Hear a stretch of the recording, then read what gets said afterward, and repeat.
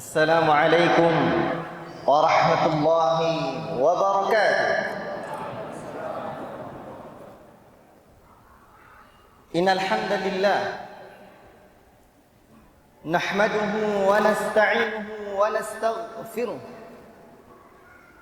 wa na'udzu billahi min shururi anfusina wa min sayyiati a'malina. من يهده الله فلا مضل له ومن يضلل فلا هادي له. أشهد أن لا إله إلا الله وحده لا شريك له وأشهد أن محمدا عبده ورسوله. يا أيها الذين آمنوا اتقوا الله حق تقاته ولا تموتن إلا وأنتم مسلمون. يا أيها الناس اتقوا ربكم الذي خلقكم من نفس واحدة وخلق منها زوجها وبث منهما رجالا كثيرا ونساء واتقوا الله الذي تساءلون به والأرحام إن الله كان عليكم رقيبا. يا أيها الذين آمنوا اتقوا الله وقولوا قولا سديدا يصلح لكم أعمالكم ويغفر لكم ذنوبكم ومن يطع الله ورسوله فقد فاز فوزا عظيما. أما بعد فإن أصدق الحديث كتاب الله وخير الهدي هدي محمد صلى الله عليه وسلم وشر الأمور محدثاتها وكل محدثة بدعة وكل بدعة ضلالة وكل ضلالة في النار. أيها الإخوة وأيتها الأخوات بارك الله فيكم. Yang sama-sama kita muliakan guru-guru kita bersama, ustadz-ustadz kita yang bertungkus lumus siang, malam, pagi dan petang, mendidik dan mengajar kita, mentasfiyah dan mentarbiyah kita di atas sunnah Nabi-Nya sallallahu alaihi wasallam. Hafizahumullah. Semoga Allah Ta'ala menjaga guru-guru kita dan semoga Allah Ta'ala panjangkan umurnya dan senantiasa memberikan manfaat buat umat. Amin ya rabbal alamin. Pengurus Masjid Raudatul Jannah Lubuk Linggau, saya ucapkan jazakumullahu khairan. La yashkurullaha man la yashkurun nas. Nabi sallallahu alaihi wasallam ajarkan kita tidaklah bersyukur kepada Allah Rabbul Alamin, orang-orang yang tidak berterima kasih kepada manusia. Saya ucapkan terima kasih banyak, jazakumullahu khairan. Saya numpang mampir dan nginap di Lubuk Linggau, makasih banyak. Dan saya cuma seorang dai kampung yang lagi safar rihlah, walaupun banyak tujuannya. Kemarin saya tulis tak kurang dari 10 tujuan. Dan insyaAllah nanti saya sampai ke Jakarta, kami hadir daurah masyayikh kita di IHBS Dr. Ustadzuna Dr. Zainal Abidin hafizahullah ta'ala bersama murid-murid Syalbani, 2 orang masyayikh kita yang datang dari Yordan insyaallah taala. Dari tadi saya lihat kawan-kawan panitia sibuk. Saya selalu bilang saya cuma dari kampung. Biasanya masuk pelosok. Dari kampung ke kampung, dari pedalaman ke pedalaman. Namun sejak saya pernah mendengarkan syair indah Al-Imam Ibnu Hazm rahimahullah ta'ala, munaya minad dunya ulumun aguthuha wa anshuruha fi kulli badin wa hadiri du'aun ilal qur'ani wa sunnanil lati tadasa rijalun zikraha fil bahadiri. Cita-citaku di atas dunia menuntut ilmu dan menyebarkannya ke penjuru kota dan pelosok desa, mengajak manusia kepada Quran dan Sunnah yang telah banyak dilupakan oleh manusia di zaman ini. Sejak mendengarkan syair indah itu, saya berusaha menghafalkannya. Bapak Ibu ini dimuliakan oleh Allah Subhanahu wa taala. Dan kita sekarang bersama satu tema. Beradab kepada Nabi sallallahu alaihi wasallam. Ikhwati fillah. Sebelum kita sebutkan sedikit tentang pelajaran kita bersama, bukan hanya pelajaran bapak-bapak kami. Jazakallahu khairan, antum datang dari tempat-tempat yang jauh. Saya yakin antum jauh lebih beradab dari saya, dari kami yang masih muda-muda nih. Tengok ustaz kita juga masih muda. Masih muda saya? Atau kelihatannya saja sudah muda? Masih muda. Masya Allah. Tengok ada bapak kami sudah tua jenggotnya. Masya Allah. Cahaya. Rasul telah mengabarkan cahaya dalam Islam jenggot ini. Maka kita cuma sekedar sama-sama belajar.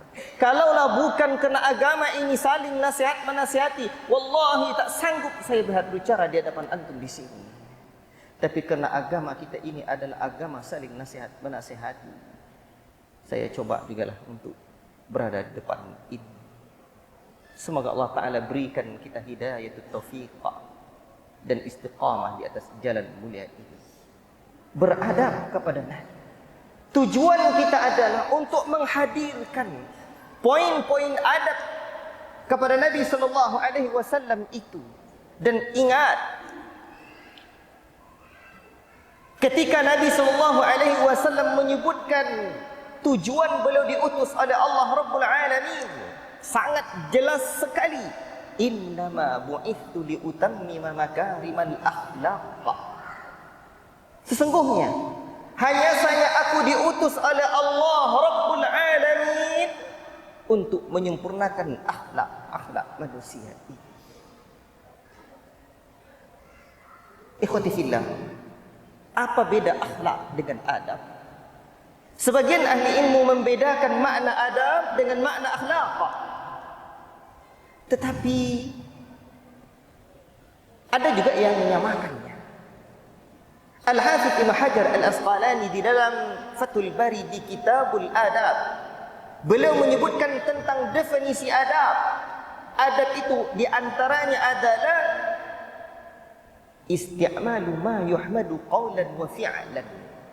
Adab adalah merupakan sesuatu yang terpuji berupa perkataan dan perbuatan. Di lain sisi, yang pas terkait dengan kata akhlaq adalah yang disebutkan juga oleh beliau, al-akhdhu bimakarimil akhlaq. Adab adalah melaksanakan akhlak mulia. Makanya sebagian penjelasan para ulama, akhlak itu ada akhlak yang terpuji, mahmudah, dan ada akhlak yang tercela, madmumah. Dan adab adalah akhlak yang terpuji, akhlakul karimah. Dan akhlak terpuji serta akhlak tercela ini banyak. Di antara referensi yang ada di hadapan saya sekarang, Mawsu'atu Nadratin Na'im fi makarimi akhlakir Rasulil Karim sallallahu alaihi wasallam. Ini kitab apa? 12 jilid. Antum tahu? Ada 200 akhlak terpuji disebutkan dan 161 seingat saya akhlak tercela yang dijelaskan. Ajib. Luar biasa. Ikhwati fillah. Berarti dapatlah kita pahami bahwa adab adalah berakhlak mulia. Berarti beradab adalah merealisasikan tujuan diutusnya Nabi sallallahu alaihi wasallam. Karena kita sayang kepada Nabi, kita menjadi pengikut Nabi dan kita mengupayakan untuk beradab. Namun seringkali ada syubhat dalam kata adab ini. Kira-kira apa syubhatnya? Ada orang yang mengatakan, saya pernah mendengarkan ceramah salah seorang ustadz di YouTube. Saya kagum katanya. Ada seorang ustadz yang ceramahnya bagus, berdalil, menyampaikan hujah-hujahnya. Secara makna beliau menyebutkan demikian.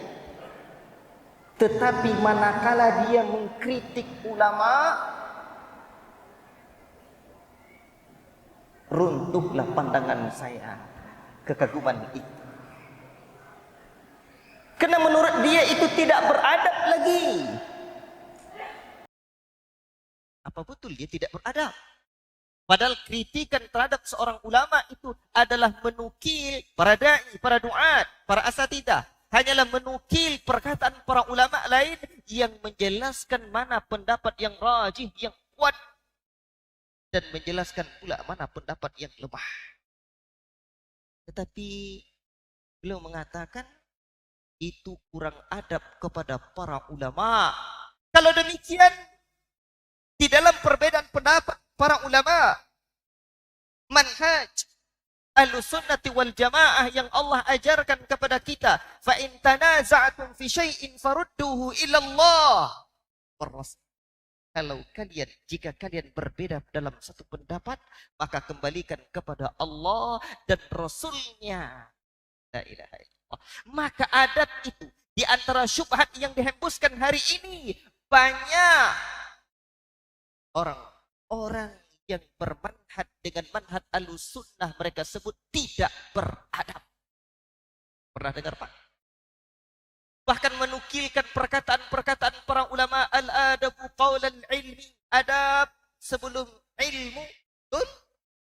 Bahkan Al-Imam Ibn Mubarak menyebutkan beliau belajar adab 30 aman, belajar adab 30 tahun, belajar ilmu 20 tahun. Dan para ulama salaf seperti perkataannya Ali bin Abi Thalib, ad-dibu wa'ad-dibu, ketika mengomentari atau menafsirkan firman Allah, ya ayyuhalladzina amanu qu anfusakum wa ahlikum nara. Wahai sekalian orang-orang yang beriman, peliharalah dirimu dan keluargamu dari siksa neraka. Caranya bagaimana? Ad-dibuhum wa'ad-dibuhum, ajarkan mereka adab, tanamkan mereka adab, ajarkan mereka ilmu. Sahih. Sebagaimana juga perkataan Umar bin Khattab radhiyallahu ta'ala anhu, ta'addabu thumma ta'allamu. Beradab kalian, kemudian baru berilmu. Bahkan tercela seorang ahli ilmu dan ia tidak beradab. Namun jika perkataan para ulama ini, prinsip yang diakui oleh Ahlussunnah ini dihadapkan kepada orang-orang yang meniti jalan salafun salih, Ahlussunnah, salafiyun, bahwa mereka adalah orang-orang yang tidak beradab, salah kaprah.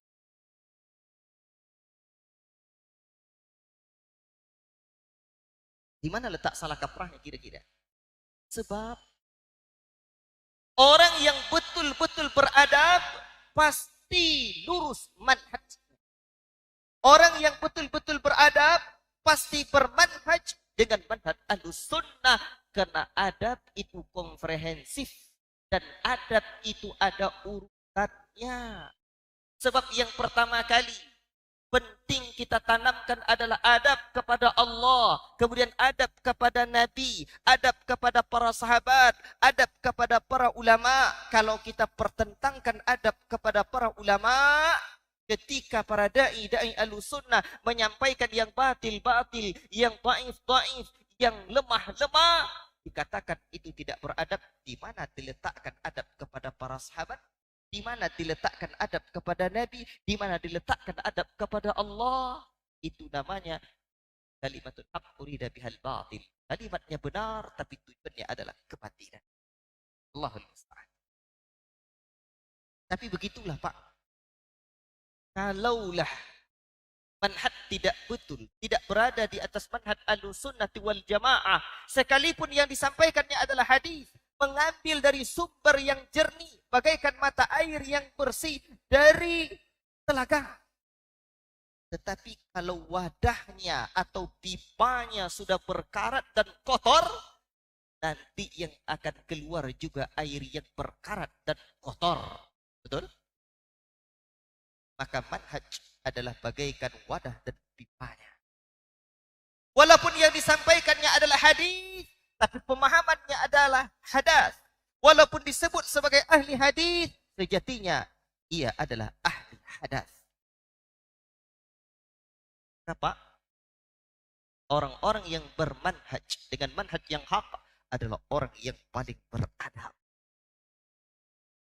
Sebab kalau tak tepat urutannya bagaikan kurikulum atau bagaikan memasang pakaian, mengenakan pakaian, Pak, itu pakaian dalam dulu, baru baju kaos, baru baju jubah yang luar nih. Itu beradab pada Allah dulu, adab pada Nabi, adab pada para sahabat, adab kepada para ulama, adab kepada orang tua, termasuk adab kepada guru, dan baru seterusnya dari pelajaran-pelajaran adab yang ada. Tapi kalau didahulukan, dipertentangkan, didahulukan adab kepada para ulama, dikesampingkan adab kepada Nabi, itu sama ibaratnya dengan memakai baju singlet di luar, jubah di dalam. Cantik tuh, Pak? Taklah. Itu namanya bukan beradab, tapi biadab, tidak beradab. Ikhwati fillah, barakallahu fikum. Itu catatan penting. Qaddimah sebelum kita sebutkan poin tentang adab. Makanya, ikhwati fillah, barakallahu fikum, di antara makna adab yang disebutkan oleh para ulama, seperti Syekh Muhammad Waida menjabarkan di dalam kitabnya Faslul Khitab fi Zuhdi wal Raqaiq wal Adab, fa idza arada al muslimu ay yakuna muaddaban fa alayhi al yaltamiza bil kitabi was sunnah fi aqidatihi wa manhajihi wa ibadatihi wa akhlaqihi wa af'alihi wa aqwalihi wa sifatihi zahiran wa batina. Barang siapa yang menginginkan, apabila seorang muslim ini menginginkan dia menjadi seorang yang beradab, maka hendaklah ia beriltizam, memegang teguh kitab dan sunnah nabinya di dalam masalah akidah, dalam manhaj, dalam ibadah, di dalam akhlak, dalam perbuatan, dalam akwal, perkataan, dalam sifat zahir dan batin. Ajib. Dapat dipahami, Pak? InsyaAllah ta'ala. Berarti sekarang kita mendudukkan urutan adab dan melihat cakupan adab itu sendiri. Setelah adab kepada Allah, adab kepada Nabi. Baik. Sekarang kenapa kita mesti beradab kepada Nabi Sallallahu Alaihi Wasallam? Ya ikhwan, kebutuhan kita terhadap Nabi Sallallahu Alaihi Wasallam lebih butuh ketimbang makan dan minum. Kalau makan berapa banyak sekali dalam sehari, Pak? Hah? Pak Haji, berapa banyak makan sehari, Pak Haji? 3 kali. Hah? Pak, kalau kita cuma makan sembarang makan, Pak, ayam kampung lebih jago makan dan mencari makan. Dilepaskan begitu saja dia bisa cari makan. Bahkan pas makannya coba Bapak kasih beras dia, tak. Mau coba Bapak kasih nasi, tak sanggup. Nah, makanya kita nih kalau cuma makan sembarang makan, ayam kampung lebih jago makan. Baik. Ikhwati fillah, barakallahu fikum. Jadi ada makna yang harus kita gali. Kebutuhan kita terhadap Nabi lebih butuh ketimbang makan dan umat ini, Pak, telah diselamatkan oleh Nabi, yukhrijuhum minadh dhulumati ilan nur. Diselamatkan Nabi dari kegelapan menuju cahaya. Cahaya apa itu? Kegelapan apa itu? Kegelapan syirik, kegelapan bid'ah, kegelapan maksiat, kegelapan kejahilan menuju cahaya tauhid, cahaya sunnah, cahaya ketaatan, cahaya ilmu, Pak. Ilmu itu cahaya, kejahilan dan kebodohan itu kegelapan. Makanya Al-Imam Ibnul Qayyim menjelaskan bahwa pintu pertama syaitan menghalangi manusia adalah pintu ilmu. Apa sebab? Ilmu adalah cahaya dan kegelapan dan kebodohan adalah kegelapan. Kalau manusia ini sudah berada di tempat gelap, dengan mudah syaitan menggebukinya. Dia sebab tengok kita tak lihat dia. Pernah tengok setan, Mas? Ada kan? tapi dia nampak kita. Makanya jangan berada di tempat gelap. La ilaha illallah. Baik. Ikhwati fillah, barakallahu fi. Beradab kepada Nabi karena kita butuh Nabi sallallahu alaihi wasallam. Bahkan Pak, Nabi sallallahu alaihi wasallam telah melahirkan peradaban yang gemilang dan terbilang dalam sejarah peradaban anak manusia. Eropa abad pertengahan dibandingkan dengan Baghdad, Eropa hanyalah bagaikan kandang onta dibandingkan dengan Baghdad, negeri yang berperadaban indah dengan cahaya tauhid. Mereka tidak kenal, coba Bapak lihat sejarah peradaban dunia ini. Mereka tidak kenal, bahkan tidak tahu di apa itu dapur, mana itu kamar. Mereka hanya tidur di tengah-tengah rumahnya. Di situ anaknya, di situ istrinya, di situ pula hewan ternak dia, dapurnya juga. La ilaha illallah. Tapi manakala Islam datang, mereka tinggalkan perlahan-perlahan keterbelakangan mereka. Akhirnya karena mereka meninggalkan gaya hidup mereka, mereka mendapatkan peradaban gemilang. Makanya sepanjang sejarah peradaban Eropa dan Barat ini, sumbangsih peradaban Islam terhadap mereka takkan pernah bisa terbayar oleh mereka. Kalau tidak percaya, bacalah sejarah bagaimana Islam di bumi Andalusia gemilang dan terbilangnya. Takkan pernah bisa tertandingi bagaimana keindahan akhlak dan tatanan kehidupan masyarakat Islami di sana. Allahu Akbar. Dan akhir zaman, di saat umat ini mengerang dengan berbagai kebobrokan akhlak, Pak, umat dan alam ini butuh ajaran, butuh sosok Nabi kita tercinta. Tapi Nabi tak ada lagi. Kita butuh apa? Butuh ajaran Nabi yang senantiasa akan berkesinambungan. Allah. Berarti kita butuh beradab kepada Nabi. Dan kita butuh mendidik anak-anak kita untuk beradab, berakhlak mulia. Kalau kita tengok Pak, tujuan pendidikan nasional Indonesia ini yang ada dalam amanah konstitusi. Coba lihat kalau tak percaya. Kawan-kawan yang ada handphone browsing. Undang-Undang Dasar 1945 pasal 31 ayat 3 berbunyi tentang tujuan pendidikan Indonesia. Pemerintah mengusahakan satu sistem pendidikan nasional untuk meningkatkan ketakwaan. Satu. Untuk meningkatkan ketakwaan. Dua. Meningkatkan, yang pertama, meningkatkan keimanan. Kedua, meningkatkan ketakwaan. Serta dan akhlak mulia untuk mencerdaskan kehidupan bangsa yang diatur dalam undang. Ada yang melihat? Ada. Alhamdulillah, insya Allah saya masih hafal. Pemerintah mengusahakan satu sistem pendidikan nasional untuk meningkatkan keimanan, ketakwaan, akhlak mulia untuk mencerdaskan kehidupan bangsa yang diatur dalam undang-undang. Bahkan kata adab Pak ada dalam Pancasila. Di sila keberapa? Hah? Sila keberapa Pak? Udah lupa. Orang, ikhwan, kalau kita ngaji celana cingkrang jenggot panjang pakai jubah, jangan lupakan sejarah bangsa ini. Hei, Bung Karno bilang jas merah, jangan sekali-kali melupakan sejarah. Orang kalau mau menjajah negeri, satu negeri yang akan dijajahnya, akan diputuskannya anak-anak bangsa dari sejarah bangsa dan kebesaran masa lalu mereka. Maka jangan kita mau dijajah. Ikhwati fillah, barakallahu fikum. Adab kepada Nabi sallallahu alaihi wasallam. Dan kata adab adalah kata yang akrab di telinga dan masyarakat Nusantara. Baik. Cuman sekarang, kalaulah betul konsekuen kita ingin menerapkan akhlak mulia dalam dunia pendidikan dan perbaikan bangsa, dahulukan adab kepada Nabi setelah adab kepada Allah Rabbul Alamin. Baik.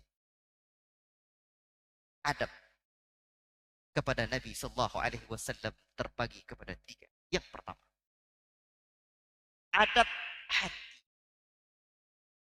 dan keyakinan. 2, adab lisan, perkataan. Yang ketiga, adab yang terkait dengan amalan anggota badan.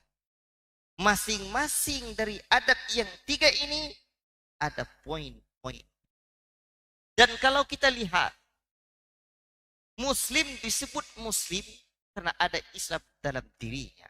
Mukmin disebut mukmin karena ada iman dalam dirinya. Dan iman itu, Pak, ada 3 bagian. Kalau ditengok dari materinya, ada akidah, ada ibadah, ada muamalah.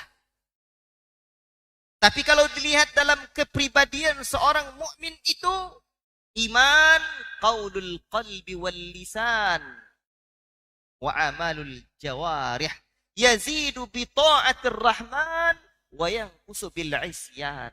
Iman itu adalah keyakinan hati. Ucapan lisan, amalan anggota badan bertambah dengan ketaatan dan berkurang dengan kemaksiatan. Berarti iman itu ada pada hati, ada pada lisan, ada pada anggota badan. Makanya Al-Imam Ibnul Qayyim ketika menyebutkan tentang definisi adab, ya ikhwan, adab ad-dini kullu. Adab itu, kata beliau, adab agama ini seutuhnya adalah adab din. Sebagaimana perkataannya Nabi Muhammad sallallahu alaihi wasallam dalam hadis yang dikenal dengan hadis Ummus Sunnah. Ketika Jibril datang mengajarkan tentang iman, Islam, dan ihsan, Nabi bertanya kepada para sahabat, siapakah mereka? Para sahabat menjawab, Allah wa rasuluhu alam. Allah dan Rasulnya yang terlebih mengetahui. Rasul pun mengatakan, huwa Jibril atakum yu'allimukum dinakum. Ya Jibril datang kepadamu mengajarkan kamu agamamu. Dan berdasarkan penjelasan Al-Imam Ibnul Qayyim, adab adalah agama ini seluruhnya. Berarti orang yang beradab, orang yang menginstal iman, orang yang mengaplikasikan iman, Islam, dan ihsan pada hati, pada lisan, dan anggota badannya. Barakallahu fiikum. Ikhwati fillah, adab kepada Nabi yang perlu kita hadirkan atau yang wajib kita hadirkan dalam hati kita. Yang pertama, adab kepada Nabi dari sisi amalan hati atau dari adab hati adalah pertama, mengimani Nabi Sallallahu Alaihi Wasallam. Apanya yang perlu kita imani? Tolong ingatkan saya nanti kalau udah azan. Baik. Ikhwati fillah, ada beberapa poin yang mesti kita imani atau kita yakini terkait dengan Nabi Sallallahu Alaihi Wasallam. Yang pertama, meyakini bahwa Nabi Sallallahu Alaihi Wasallam Nabi akhir zaman.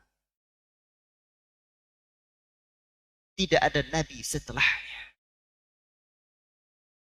Tetapi di saat yang sama Nabi telah menyebutkan dalam ahadithul fitan,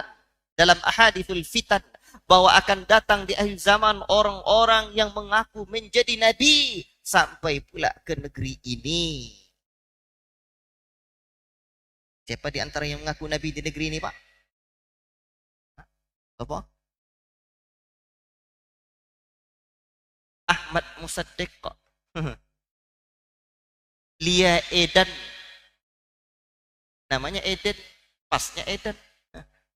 Ngaku Nabi perempuan jumpa Jibril. Belum lagi sebelumnya agama Ahmadiyah yang berkembang pula di negeri ini memang subur. Berbagai macam aliran sesat yang sudah terdaftar di MUI. Inilah Indonesia Raya. Sebab Pak, Ada dua sumber kesesatan. Pertama, berdalil dengan yang bukan dalil. Kedua, salah di dalam memahami dalil. Jadi agama ini agama wahyu, bukan ra's. Barakallahu fiikum. Ikhwati fillah. Jadi yang pertama, kita harus meyakini bahwa Nabi adalah Nabi akhir zaman. La nabiyya ba'di. Tidak ada Nabi setelahku. Kata Nabi sallallahu alaihi wasallam. Yang kedua, afwan karena banyak poinnya dan waktu kita singkat, ilmu saya pula terbatas untuk mana yang elok diringkas dan disampaikan, maka afwan kalau saya kadang ada yang panjang satu poin adab itu, ada yang kurang. Yang kedua, meyakini bahwa syariat Nabi Shallallahu Alaihi Wasallam berfungsi sebagai dua fungsi. Satu, an-nasikh, penghapus syariat yang terdahulu. Maka syariat-syariat sebelum syariat Nabi Muhammad Sallallahu Alaihi Wasallam tidak boleh kita amalkan lagi kecuali yang ditetapkan oleh Nabi Sallallahu Alaihi Wasallam. Maka penghapus syariat terdahulu. Maka syariat agama orang-orang dari kalangan Yahudi, orang-orang dari kalangan Nasara, tak boleh lagi. Bahkan Nabi Sallallahu Alaihi Wasallam telah menyebutkan la yasma'u bi ahadun min hadhil ummah. Tidaklah ada orang yang mendengar, seorang pun di kalangan umat ini mendengar aku diutus. Mendengar aku diutus, kata Nabi, walam yu'min billadzi ursiltu bihi, dan dia tidak beriman dengan apa yang aku diutus dengannya. Baik dari kalangan Yahudiyun atau Nasrani, melainkan dia dari kalangan ahlun nar. Dan fungsi yang kedua adalah al-kamil, penyempurna agama-agama sebelumnya. Agama ini adalah agama yang sempurna ya ikhwan. Sehingga kita sudah hafal, betul? Ayat yang terakhir turun walaupun ada khilaf pendapat di kalangan para ulama, tapi yang masyhur Al-Maidah ayat yang ketiga, Al-yawma akmaltu lakum wa atmamtu alaikum ni'mati wa raditu lakumul Islam dinan. Pada hari ini di hari Jumat, di haji wada, telah aku sempurnakan untuk kalian agama kalian, aku sempurnakan nikmatku untuk kalian, dan aku ridha Islam sebagai agama untuk kalian. Yang menyempurnakannya bukan Muhammad, tetapi Allah, zat yang maha sempurna. Maka ayat ini perlu kita garis bawahi ya ikhwan. Satu, kalimatnya sempurna, Islam ini sempurna untuk kita, dan yang menyempurnakannya adalah zat yang maha sempurna. 3 poin ini catat. Sempurna untuk kita dari zat yang maha sempurna. Kalau ada hadiah yang sempurna untuk kita, kita terima enggak tuh? Dan nikah mas. Misalkan ada anak muda ditawari sama Pak Haji. Yung, nak, ada anak saya, dia hafiz Quran. Hafizah, alhamdulillah 30 juz. Akhlaknya baik nak. Walaupun hafiz Quran, dia rajin nyapu, rajin masak, beradab, berakhlak. Masya Allah, mau enggak kamu nak? Alhamdulillah dia juga cantik. Datang pula toke satu. Datang pula pedagang satu. Misalkan kalau pedagang yang tak didik anak dia. Yung, mau enggak kamu perbaiki anak saya? Cuman dia memang kamu harus bersabar sedikit. Malam minggu dia pergi jalan-jalan. Maka saya berharap kamu nanti didik dia. Pilih yang mana, Jang? Yang pertama yang sempurna tadi atau yang kedua nih? Ustadz, saya mau berdakwah lah. Ente-nya yang nanti berubah. Fasfar bidzatid dini taribat yadak. Pilih yang elok agamanya. Kamu akan beruntung. Kalau urusan istri, kita pilih yang elok kan? Lebih baiklah kaya asal cantik soleha pula. Betul? Ikhwati fillah. Ini apalagi Islam untuk kita. Baik, ini panjang nanti ini. Ikhwati fillah. Kemudian azan dulu ya. Ustaz. Silakan. Ikhwati fillah, barakallahu fikum. Beradab kepada Nabi sallallahu alaihi wasallam adalah ibadah mulia. di sisi Allah Rabbul Alamin. Maka di dalam mengamalkan adab-adab ini hendaklah kita semangat. Baik. Dan mesti kita hadirkan poin-poin adab itu. Memang ada yang sunnah dan ada yang wajib, tetapi poin yang sudah sebutkan ini adalah di antara adab yang wajib kepada Nabi sallallahu alaihi wasallam. Ikhwati fillah, barakallahu fikum. Kemudian di antara hal atau poin baru dua ya, yang sudah saya sebutkan tentang meyakini atau mengimani Nabi sallallahu alaihi wasallam, yang ketiga adalah mengimani atau meyakini bahwa Nabi sallallahu alaihi wasallam adalah seafdal para nabi dan rasul, dan ini tidak kita ragukan lagi. Karena keterbatasan waktu kita lanjutkan. Nah, ini tidak kita ragukan lagi kan? Insyaallah. Kemudian kita meyakini bahwa Nabi sallallahu alaihi wasallam apa yang telah disyariatkannya, yang telah ditetapkannya dari syariat-syariat agama ini telah disampaikan oleh Nabi sallallahu alaihi wasallam dengan sempurna. Saya ulang.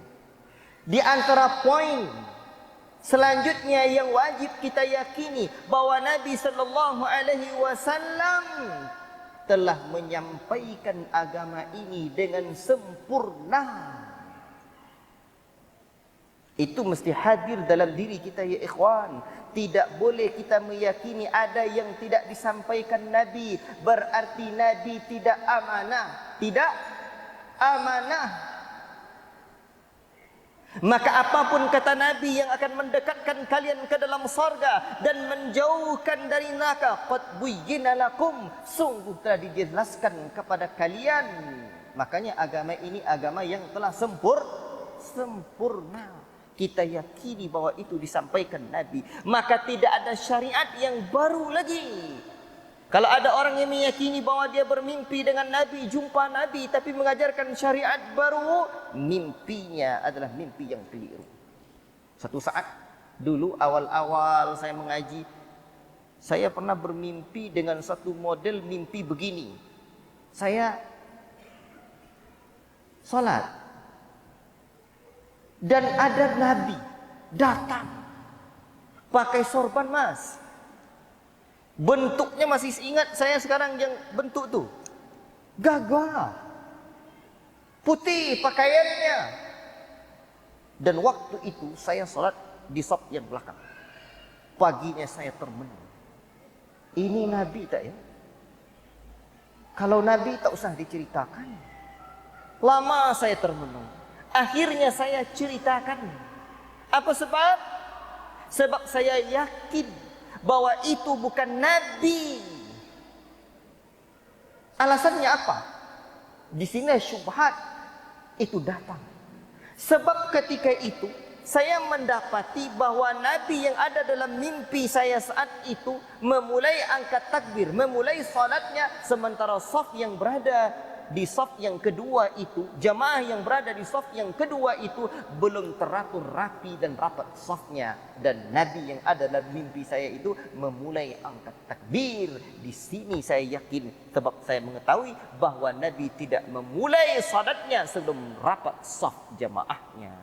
Tapi begitulah talbis iblis. Ada orang kata kat saya, Pak, saya pernah jumpa Nabi dulu katanya. Karena memang latar belakang saya ni bermacam-macam, malang melintang saya. Saya ni dulu Allah takdirkan, Allahul Musta'an. Semoga Allah Ta'ala ampuni saya. Maka tidak ada cara lain bagi saya untuk taubat selain menyampaikan al-haq ini kembali. Ya, dulu guru dukun saya sampai 14 orang Pak. Makanya kalau ada orang, saya pernah belajar ilmu bunuh orang, ilmu pelet orang. Kalau ada bapak-bapakmu banyak bini, datang nanti ke penginapan saya ya. Saya ajarkan ilmu pelet, kebatilannya. Nanti tak apa-apa. Baik. Kata dia, saya pernah jumpa mimpi Nabi. Tapi Nabi tak mau tengokkan wajahnya ke saya. Terus yang ditengokkannya apa? Punggungnya. Punggung dia ditengokkan, apa ciri-cirinya? Makanya Al-Imam At-Tirmidzi rahimahullah ta'ala tulis satu kitab Syama'il At-Tirmidzi. Itu kitab menakjubkan. Kata Syekh Abdul Razak dalam syarahnya, kitab itu 50-an adab, 50-an bab lebih. Diawali dengan adab, diawali dengan ciri-ciri fisik Nabi sallallahu alaihi wasallam, dan diakhiri dengan bermimpi bertemu Nabi. Dan bermimpi bertemu Nabi, dan kata Nabi sallallahu alaihi wasallam, barang siapa yang melihatku dalam mimpi, itu betul-betul dia melihatku.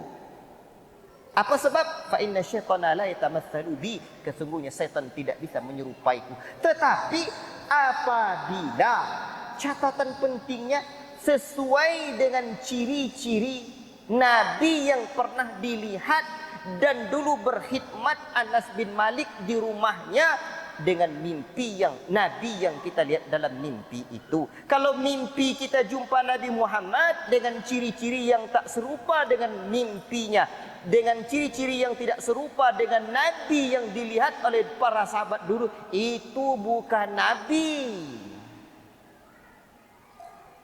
Allahul musta'an. Baik. Ni maka kita mesti meyakini bahwa syariat itu telah disampaikan sempurna oleh Nabi sallallahu alaihi wasallam. Ikhwati fillah, barakallahu fiikum. Kemudian apa yang harus kita yakini? Nabi Muhammad sallallahu alaihi wasallam harus kita yakini bahwa beliau adalah sebaik-baik manusia. Baik secara akhlak dan keindahan fisiknya. Akhlaknya dipuji oleh Allah Subhanahu wa taala. Wa innaka la'ala khuluqin azim. Sesungguhnya engkau Muhammad memiliki akhlak yang sempurna, ajib, luar biasa. Tapi fisiknya juga fisik yang paling sempurna. Maka siapapun yang ingin mendatangkan cinta kepada Nabi, belajar bagaimana keindahan dan keelokan fisik Nabi, Pak.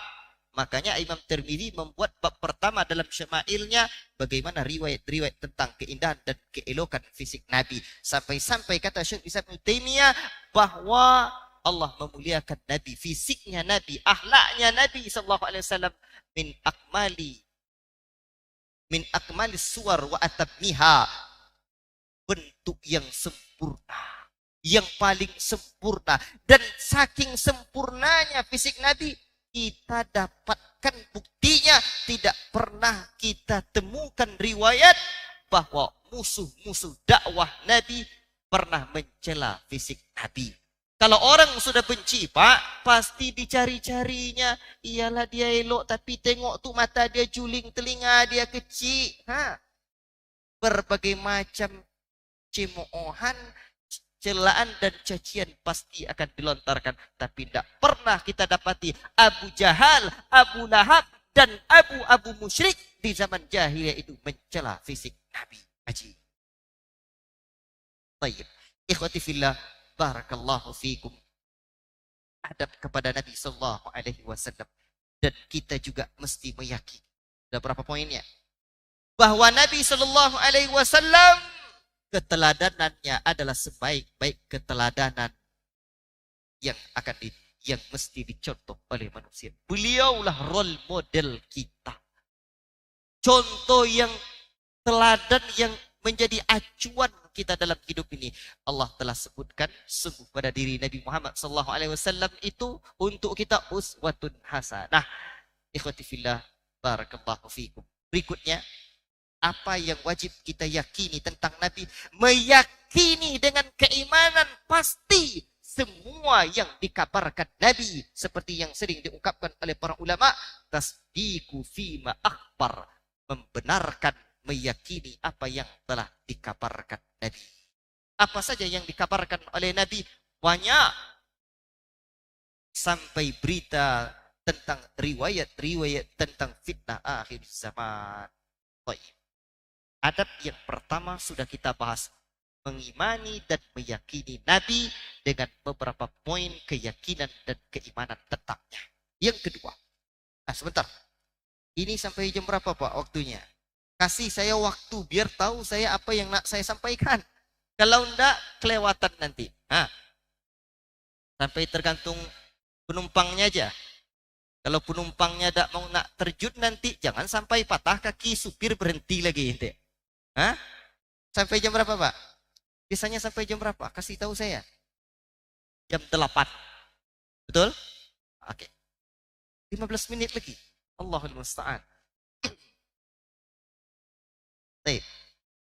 Yang kedua, adab lisan. Adab lisan. Ikhwati fillah.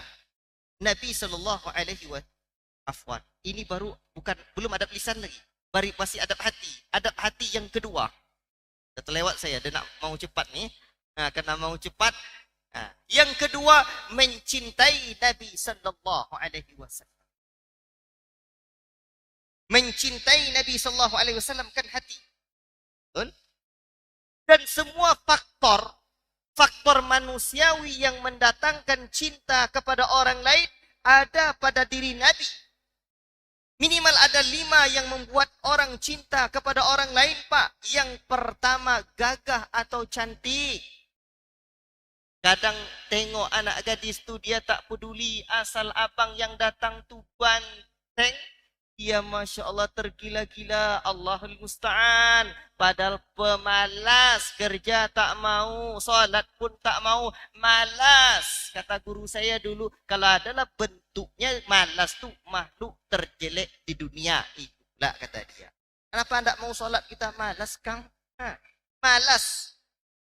Akhirnya malas. Akhirnya gagah dan ganteng tu tak bisa dimakan.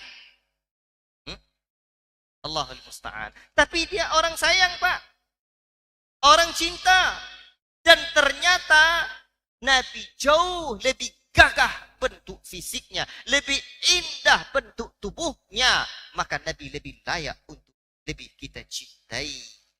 Allahu Akbar. Yang kedua, faktor yang mendatangkan cinta kepada orang lain adalah eloknya akhlak. Kadang ada orang yang cerita, ibu-ibu lah. Ibu-ibu ini cerita sesama kawan dia. Biarlah suami saya tak gagah kali. Rambut dia keribu. Badan dia hitam. Dia tak peduli. Tapi akhlaknya elok. Dia tak keluyuran malam. Dia tak neko-neko. Senang hati dia. Akhlak dia baik. Dan akhlak Nabi jauh lebih mulia, jauh lebih agung ketimbang seluruh akhlak manusia. Maka Nabi jauh lebih layak untuk kita apa? Kita cintai. Allahu Akbar. Ada 2. Yang ketiga, ada yang diharapkan. Ada yang diharapkan. Orang, Pak, kalau ada yang diharapkan, kadang coba tengok mak-mak, ada anak gadis dia dilamar, datuk-datuk, kakek. Tak apa-apalah nak, rumah dia bertingkat, mobil dia mengkilat, uang dia berlipat-lipat, kadang tak apa-apa pun jadi yang keempat. Mudah-mudahan nanti mampus cepat. La ilaha illallah. Tapi begitulah orang kalau ada yang diharapkan. Dan Nabi Shallallahu Alaihi Wasallam jauh lebih layak untuk kita cintai. Apa sebab? Karena Nabi Shallallahu Alaihi Wasallam ada syafaatul uzma dan syafaat khusus yang akan diberikan Nabi di saat umat ini betul-betul menderita nanti di mahsyar. Di saat itulah umat butuh. Telah datang kepada Nabi Adam, datang kepada Nabi Nuh, datang kepada Nabi Ibrahim, datang kepada Nabi Musa dan Isa. Semuanya memberikan utur mereka. Barulah Nabi Muhammad memberikan syafaatnya. Allahu Akbar, dengan izin Allah. 3. Keempat, faktor yang mendatangkan cinta adalah adanya hubungan. Kadang-kadang, Pak, walaupun anak kita mungkin kulit dia hitam, mata dia melotot, hidung dia pesek, perut dia besar, pusarnya juga ke depan. Tak apa-apa, walaupun ingusan kayak gitu, bentuk tak karu-karuan, anak kita pun juga sayang. Betul? Nabi Shallallahu Alaihi Wasallam lebih layak untuk kita cintai dan sayangi. Apa sebab hubungan kita dengan Nabi sejak di dunia hingga akhirat? Hubungan kita dengan di dunia dengan Nabi. Ana lakum bimanzilatil walid u'allimukum. Posisi saya bagi kalian seperti orang tua, kata Nabi, yang akan mengajarkan kalian semua perkara. Nabi adalah guru kita bagaikan orang tua kita. Dan Nabi Shallallahu Alaihi Wasallam hubungan kita sampai akhirat, bahkan hubungan yang jauh lebih dahsyat dari sekedar hubungan nasab. Yauma yafirrul mar'u min akhihi wa ummihi wa abihi wa sahibatihi wa banihi likulli imri'in yauma idzin sya'nu yu'ni. Ketika itu nanti orang-orang lari, anak lari dari emaknya, mak lari dari anaknya, ayah lari dari anaknya, sakarib, kerabat, sahabat, semua handai taulan lari dari orang yang pernah dekat dengan dia dulu. Sebab apa? Ketika itu seorang nafsi memikirkan dirinya, tapi kita dibantu Nabi. Kita nanti berada di liwaul hamd, di barisan Nabi sallallahu alaihi wasallam, di bendera Nabi sallallahu alaihi wasallam, hubungan yang tak terputus oleh apapun. Ajib. Maka Nabi lebih layak untuk kita cintai. Yang kelima, sudah selesai sudah? Gagah, akhlak mulia, ada yang diharapkan, ada hubungan. Kemudian yang kelima ada jasa. Jasa Nabi banyak sama kita, Pak. Apa jasa Nabi? Tadi sudah kita sebutkan, menyelamatkan kita dari kegelapan menuju cahaya yang terang benderang. Dan mencintai Nabi, ya ikhwan, perlu kita hadirkan dalam hati. Sebab Nabi sudah sebutkan, la yu'minu ahadukum hatta akuna ahabba ilaihi min walidihi wa waladihi. Dalam satu riwayat saya tengok ada lafaz waladihi dulu, baru walidihi wan nasi ajma'in. Tidaklah sempurna iman salah seorang kalian sampai aku lebih ia cintai dari keluarga, dari orang tuanya, dari anaknya, dari manusia semuanya. Bahkan kata Syekh Muhammad bin Saleh Al-Utsaimin, bahkan lebih wajib, lebih ia cintai dari dirinya. Sebab ketika Umar bin Khattab menyebutkan kepada Nabi bahwa beliau betul-betul mencintai Nabi dari semua yang ada, kata Nabi, tidak, bahkan lebih engkau cintai aku ketimbang dirimu. Barulah Umar mengatakan, betul-betullah sekarang ya Rasulullah, saya lebih mencintaimu dari diriku. Al-ana ya Umar, sekarang baru bagus wahai Umar. Haji, Pak, cinta dalam hati kita kepada Nabi. Itu adab yang kedua terkait dengan adab hati. Tidak bisa saya perpanjang. Kemudian adab yang ketiga kepada Nabi Sallallahu Alaihi Wasallam yang berkaitan dengan hati adalah mengagungkan Nabi. Dan tentunya ini sesuatu yang tidak kita ragukan lagi. Tapi tentunya tidak dengan pengagungan yang sampai ke dalam bab hulu berlebih-lebihan. Kita masuk dengan adab lisan. Adab lisan pertama bersalawat kepada Nabi Sallallahu Alaihi Wasallam.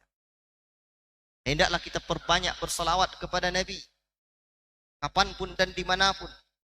Dan salawat yang paling panjang salawat Ibrahimiyah. Kemudian salawat Allahumma salli wa sallim ala nabiyina Muhammad. Atau sekurang-kurangnya agar kita tidak terhitung sebagai orang yang kikir adalah ketika apa? Ketika mendengarkan nama Nabi, maka ucapkan sallallahu alaihi wasallam atau alaihi salatu wassalam. Hendaklah ahlus sunnah memang banyak bersalawat kepada Nabi sallallahu alaihi wasallam. Adab yang kedua, tidak meninggikan suara kepada Nabi, dan ini berlaku ketika Nabi masih hidup dan ketika Nabi telah tiada. Hendaklah ketika dibacakan hadis-hadis tentang Nabi, kita tidak bersuara, dan hendaklah kita beradab seperti adabnya para sahabat mendengarkan atau berada di majelisnya Nabi sallallahu alaihi wasallam. Adab lisan yang ketiga kepada Nabi, tidak boleh menyanggah dengan ucapan manakala Nabi telah memutuskan syariat.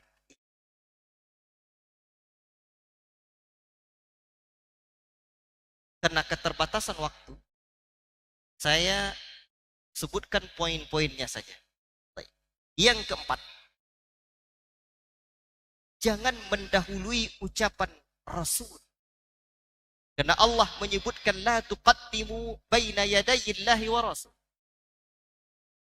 Jangan kalian mendahului ucapan Allah dan Rasul. Baina yadayillahi wa rasulih. Janganlah kalian mendahului Allah dan Rasul. Apa makna mendahului ini? Kata Al-Imam Ibnu Qayyim, kita hendaklah beribadah, berbuat, beramal di atas ucapan dan petunjuk. Jangan didahului Rasul. Sehingga kata Imam Al-Qayyim, aqulu qawla liqaulillahi kada wa liqauli rasuli kada, af'alu kada liqaulillahi wa liqauli rasuli kada. Aku ucapkan ini karena Nabi sebutkan begini. Aku kerjakan begini karena memang Nabi sampaikan begini. Itulah makna tidak mendahului Allah dan Rasul. Kita beribadah ini, Pak, kaedahnya an-na'budallaha kama yuridullah. Kita beribadah kepada Allah sebagaimana yang Allah inginkan, bukan seperti sesuai dengan selera dan keinginan kita saja. Kemudian adab yang berikutnya, dan ini bagian dari sunnah, mengamalkan zikir dan doa yang diajarkan tadi. Kalau wajib zikir itu wajib pula untuk dibaca. Dan kalau doa itu adalah doa dan zikir yang sunnah, sunnah pula untuk dibaca. Apa makna sunnah nih, Pak? Hah? Sunnah yakni amalan mustahab itu apa? Dikerjakan berpahala, ditinggalkan kurang tepat itu, Pak. Dikerjakan berpahala, ditinggalkan rugi besar. Itu dia. Kalau ada orang punya tempat di pasar, ada lahan dia di situ, bisa dia buat ruko besar. Tapi dia punya lahan juga 1.000 meter dari itu, 1 kilo. Dibuatnya kedai di tempat yang 1 kilo tuh, ditinggalkannya yang dekat pasar nih, rugi besar. Dikerjakannya yang tidak sunnah, ditinggalkannya yang sunnah. Yang sunnah makna mustahab, dikerjakan berpahala, ditinggalkan rugi besar. Sepakat? Adab berikutnya kepada Nabi termasuk mengikuti adzan dan berdoa setelah adzan. Karena ini ada hadisnya, ketika kita mengikuti lafaz adzan dan berdoa setelah adzan, maka nanti kita diberikan syafaat oleh Nabi di hari akhirat kelak. Dan juga menutup doa dengan salawat. Karena siapapun yang berdoa, ya, sesungguhnya doa itu terhenti di langit dan di bumi, tidak naik sedikit pun ke langit hingga dibacakan salawat kepada Nabi sallallahu alaihi wasallam sebagaimana dalam riwayat Tirmidzi dan Imam Al-Albani menghasankannya. Barakallahu fikum. Dan termasuk juga adab lisan kepada Nabi, bertanya tentang perbuatan beliau sebelum berbuat dan mencontohnya. Dan yang paling besar di antara adab lisan kepada Nabi, tidak berdusta atas nama Nabi. Kadang kita semangat menyampaikan hadis, kan? Walaupun kita berdalil, balighu anni walau ayatan, sampaikan dariku walaupun cuma 1 ayat. Hei, betul. Tetapi pastikan dulu dari Nabi atau tidak. Kalau tak pandai, tak pas rasanya, cukup diajak aja orang. Tapi saya nak berdakwah juga, Ustaz, tak apa-apa, ajak orang. Ayolah, saya ini belum pandai, tapi ada Ustaz sana yang pandai, dia ayolah. Sebagaimana ngajak orang makan, begitulah mudahnya mengajak orang untuk didakwahi. Tapi jangan banyak kalam. Barakallahu fikum. Yang terakhir, adab lisan kepada Nabi, membaca sirahnya Nabi. Sejarah hidup Nabi. Tapi sirah ini, Pak, ada beberapa itu. Ada sirah yang berkaitan tentang kepribadian Nabi. Kitab sirah itu ada yang disebut dengan syama'il. Itu tentang kepribadian Nabi. Ada lagi yang tentang khosais, kekhususan Nabi. Ada lagi tentang mu'jizat-mu'jizat Nabi. Ada lagi tentang maghazi, tentang peperangan Nabi. Ada lagi kitab tentang sirah perjalanan hidup Nabi sejak sebelum dilahirkan sampai wafatnya Nabi. Ada lagi yang disebut dengan fikih sirah. Pertanyaannya, yang kita punya dan yang kita baca baru mana? Mana cinta kita sama Nabi? Baik. Adapun adab anggota badan, Pak, adab anggota badan ini pertama ittiba'un Nabi, mengikuti Nabi. Ittiba' kepada Nabi ini, mengikuti Nabi ini ada kaedahnya. Inilah insya Allah yang akan saya sampaikan pagi besok di As-Sunnah ya, di Merasi. Ittiba'un Nabi, mengikuti Nabi dalam keyakinan, perkataan, perbuatan, dan perkara yang ditinggalkan Nabi. Ada kaedahnya. Kita harus pahami. Yang kedua, adab, insya Allah besok ya. Yang kedua, adab kepada Nabi terkait dengan anggota badan tidak beramal kecuali yang disyariatkan Nabi. Yang ketiga, menolong Nabi. 4, mendidik anak istri dengan petunjuk. Kelima, berhukum dengan ketetapan Nabi terkait dengan hukum keluarga, hukum harta, dan sebagainya. Termasuk adab yang keenam, hati-hati mengikuti petunjuk selain petunjuk Nabi. Yang ketujuh, berhati-hati dari sifat ghulu. La tutruni kama atratin nasara ibna Maryam. Jangan kalian bersifat ghulu, melebih-lebihkan aku sebagaimana orang-orang Nasara melebihkan Isa anaknya Maryam. La ilaha illallah. Ana Abdullah, kata Nabi, saya adalah hamba Allah dan Rasulnya Allah. Barakallahu fikum. Inilah di antara adab kepada Nabi. 3 adab pada Nabi. Namun saya cukup dikejar-kejar oleh waktu dan belum sempat mensyarah, menguraikannya.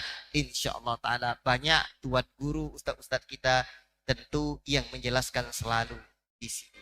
Akhirnya, ikhwati fillah, saya ingin menyampaikan satu hal. Izin sedikit lagi, Ustaz. Beberapa menit. Di sana dilipat kait. Tepatnya di Kampar Kiri, Kabupaten Kampar, Provinsi Riau, kita ada pondok pesantren. Namanya Markis Darul Quran was Sunnah. Alhamdulillah sudah hampir 9 tahun. Syawal ini genap 9 tahun. Alhamdulillah dari awal pondok ini gratis 100% untuk para du'afa. Tidak kita wajibkan. Dan dulu pondok ini awalnya besar, kecil, tua, muda, laki-laki, perempuan, lajang, janda, dan duda. Prinsipnya kecil kami akikahkan, besar kami nikahkan. Alhamdulillah sudah 70 orang lebih yang sudah saya nikahkan. Termasuk ketua yayasan ini, istri beliau juga murid saya. Tapi Bapak jangan khawatir, itu yang saya nikahkan lebih 70. Yang saya nikahi baru 1. Barakallahu fikum. Dan dulu karena memang pondok ini yang baik, yang jahat, yang nakal, paling kecil orang, ini tidak boleh sebut detailnya, tapi orang di sana, Allahul Musta'an, saya jumpai perangainya, sudahlah mungkin yang sampai apa? Sampai ke WTS, sampai bunuh orang, sudah buronan, itu ada dulu di sana, ya. Dan saya tahu betul Pak bagaimana kondisi anak muda sekarang, ya. Berzinalah kerjanya, beginilah begitu. Dia sendiri ngaku sampai ke saya di rumah saya. Kadang-kadang kaget-kaget saya dengan istri saya. Manakala melihat kondisi itu, saya melihat ini perlu dipisah. Akhirnya itulah yang membuat pondok ini dikembangkan di beberapa tempat. Tidak bisa. Dulu yang tua-tua ada, sampai ada bapak tuh tidak diterima lagi sama keluarganya. Akhirnya beliau di sana sampai wafat di dalam masjid kami itu.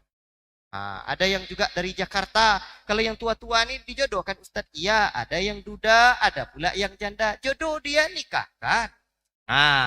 Dan ini dulu saya populerkan pondok Pakcik Makcik. Maka karena memang melihat kondisi itu yang baik dan yang baru tobat itu mesti dipisah, maka sekarang kami berupaya untuk membuatnya terpencar-pencar. Itulah yang menyebabkan pondok ini terus berkembang. Dan sekarang sudah ada 7 tempat. Pondok yang pertama programnya Salafiyah Ula, Wusta, pondok yang kedua programnya SMP, yang ketiga nanti dan ketiga paket, yang satu lagi mulazamah, masih juga lipat kain sekitarnya, dan satu di Pekanbaru masih numpang, itu kaderisasi dan rolling ya. Nanti dikirim ke pedalaman, 2 di pedalaman, 1 di pedalaman Ludai di kampung halaman saya jauh di hulu sana.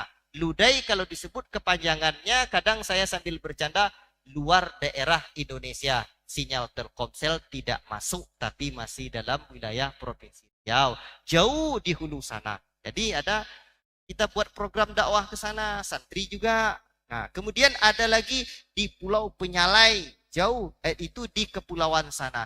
Alhamdulillah sudah ada pondok di sana dan itu desa baru 30-an% Islamnya. Selebihnya ada yang Kristen dan ada yang Buddha, aslinya animisme. 2018 saya masuk dan berdakwah ke pedalaman sana karena ya dulu pulang saya dari Begelang belajar ke Sewujud bagaimana dakwah pedalaman, studi di tempat beliau, saya pulang. Sebelum itu juga sebenarnya ada ke Pulau Punyalai ya, tapi sejak itu baru aktif kali ya. Dan di tempat paling ujung di Pulau Punyalai yang saya temui itu, disitulah saya berjumpa seorang ibu punya 2 suami. Nah, kalau Ustadz dibuatnya, Ustadz baru 1 istri kan? Nah, ini 2 suami, tinggal serumah, jangankan beda kamar, dinding rumahnya pun tak ada. Tak habis pikir saya, bagaimana pergaulan kesehariannya. Tapi alhamdulillah terakhir saya ke sana sudah pisah. Ya, artinya suaminya sudah masuk Islam dengan serius dan sekarang dia ikut dengan suami yang keduanya.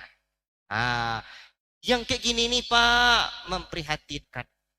Maka saya juga melihat sedih saya. Saya temui waktu itu masjid reyot dan ada gereja permanen berdiri di tempat itu. Saya lihat ada pendeta, dikabarkan kepada saya, itu pendeta Ustadz setahun belakangan berkeliaran di sini mendakwakan misinya. Maka sepanjang pulang di speedboat menuju pelabuhan Buton, saya sering meneteskan air mata. Di kota masjid kita megah, di sini orang pendeta berkeliaran, mana murid kita untuk pergi bisa berdakwah di sini? Apa perjuangan kita untuk dakwah dan tauhid di sini? Mereka belum Islam. Apakah dakwah hanya kepada orang-orang yang sudah mengenal Islam itu juga saja? Padahal banyak di sana. Maka Ustaz Wujud bilang pada saya, jangan hanya berburu di kebun binatang, tapi berburulah juga di tengah hutan. Kemudian termasuk di suku Talang Mama. Ya, suku Talang Mama. Di sana saya tanya apa agama apa? Dibilangnya Talang Mama. Agama Bapak apa? Dia Talang Mama katanya. Di paling ujung saya jumpai itu hanya satu keluarga yang Islam, tapi Bapak tahu tidak, sejak beberapa belasan tahun belasan tahun sebelumnya pendeta masuk dan sudah mengkristenkan KTP mereka. Allah musta'an. Dan perjalanan saya ini insya Allah bulan Februari saya jadwalkan rencana ke suku anak dalam lagi. Nah, jadi tadi kemarin juga dengan teman-teman di Bangko, insya Allah Sarolangon nanti kami masuk dan di mana-mana tempat itu suku anak dalam ada pemukiman-pemukiman mu'alaf lagi. Maka saya buatlah program namanya kaderisasi dai kampung dan pedalaman. Dai kita di kota ada banyak, di kabupaten ada banyak, dan saya tidak berkecil hati. Apa sebab? Masing-masing pondok tentu punya standar kompetensi lulusan yang berbeda. Elok ada yang berdakwah di kota, elok pula ada yang fokus memperhatikan dakwah di kampung dan pedalaman. Tapi masih kurang sekarang Pak. Makanya kita buat program khusus ada 2. 1, nanti saya kader belajar, kalau ada anak-anak muda sini tolong kasihkan kabar sama siapa-siapa, saya sambil nyari murid. Insya Allah programnya gratis dan ada peluang. Nanti belajar-belajar dan saya tempa dikirim dulu ke pedalaman. Lulus di pedalaman, insya Allah kami antar gratis belajar ke Yaman. Alhamdulillah ada 11 orang yang kami antar. Ya. Ada yang mau silakan. Tapi saya tidak mau ke Yaman Ustaz, saya mau nikah. Oke, kami juga punya program. Belajar, nanti ditempa suruh ngajar ngaji dulu ke pedalaman. Lulus di pedalaman, kami hantar ke pelaminan. Ah, kalau yang nambah boleh Ustadz. Nanti bisiknya di luar. Barakallahu fikum. Untuk itu silahkan ada yang butuh mungkin informasi tentang perjuangan dan pondok ini, maka silahkan catat nomor handphone saya 08. Itu tidak ada ulangannya lagi nanti Pak. 52 0852 27 27 0277. Perlu ulang juga. 0852 27 27 0277. Nabi ulang 3 kali Ustaz. Oke. 0852 27 27 0277. Baik, barakallahu fikum. Cukup sekian. Mohon maaf waktu agak terlewat, saya ambil sedikit. Ya. Mudah-mudahan kita bisa bersinergi dalam perjuangan dakwah ilallah ini. Doakan perjalanan kami. Allah manfa'na bima 'allamtana wa 'allimna bima yanfa'una wa sallallahu wasallam ala nabiyina Muhammad wa ala alihi wa sahbihi ajma'in. Wassalamualaikum warahmatullahi wabarakatuh.